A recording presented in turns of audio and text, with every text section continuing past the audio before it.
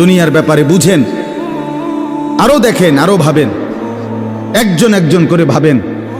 দুনিয়া আরো যদি সাজান, খোদার কসম ক্ষণিকের ক্ষণিকের ক্ষণিকের অল্প সময়ের দুনিয়া চমৎকার সাজাইয়াও তৃপ্ত হইতে পারবেন না, তৃপ্ত হইতে পারবেন।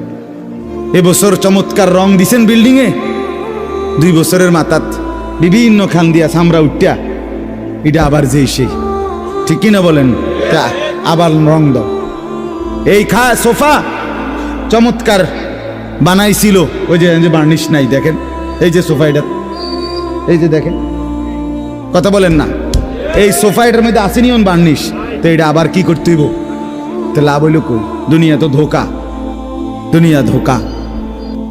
এই সৌন্দর্যময় চেহারা নারী 30 বছরের ব্যবধানে উনি বুড়ি, আর কেউ ফিররা সেদিকে ফিরা সেফও হালায় না।